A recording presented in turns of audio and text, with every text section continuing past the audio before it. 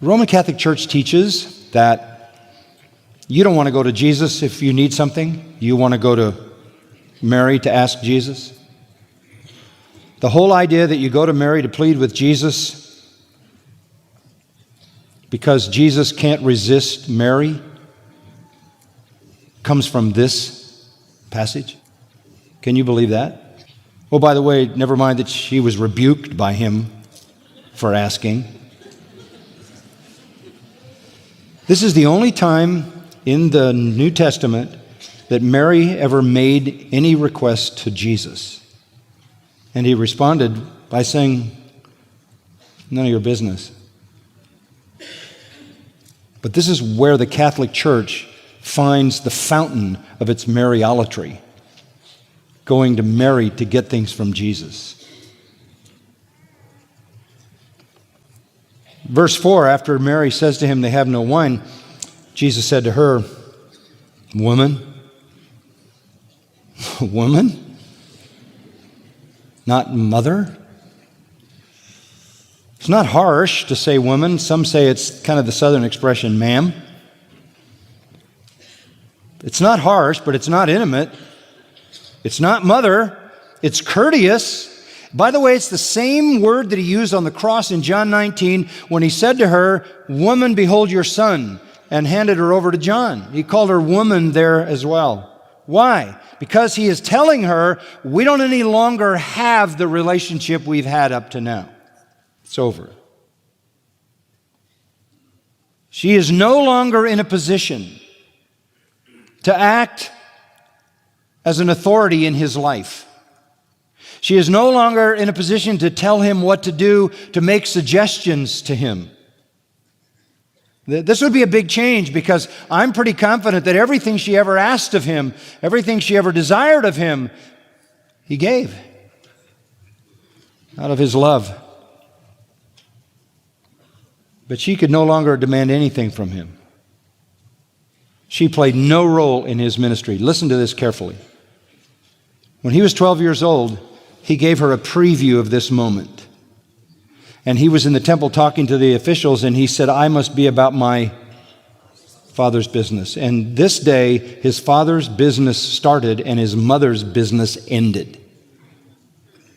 From here on, he was saying, I don't do your business. I do my Father's business. I'm done with my mother's business. Fully engaged in my Father's business. Can I even extend that? He never asked for suggestions from anybody. From anybody. In fact, when people gave him suggestions, he normally rebuked them, such as, get behind me, Satan. Here, his rebuke is a little milder. He says, what does that have to do with us? What does that have to do with us? This is so critically important. The years of compliance, the years of submission, the years of obedience are over. He is finished with his mother's business, and he is now doing his Father's business. He says from here on, as we'll see in John, I only do what the Father tells me to do. I only do what the Father wills that I do. I only do what I see the Father do. It is the Father who gives me his word, and it is what the Father speaks that I do. He is distancing himself from that mother-son relation which had existed for 30 years. To call her mother would have kept that relationship kind of intact. Woman shows that she is now dealing not with her son, but with the Son of God.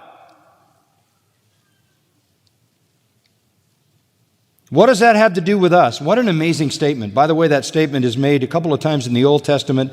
It's made in Matthew 8 and Mark 1 and Mark 5. It's a very familiar expression. It's a Semitic kind of expression. Literally, it is this, what to me and to you?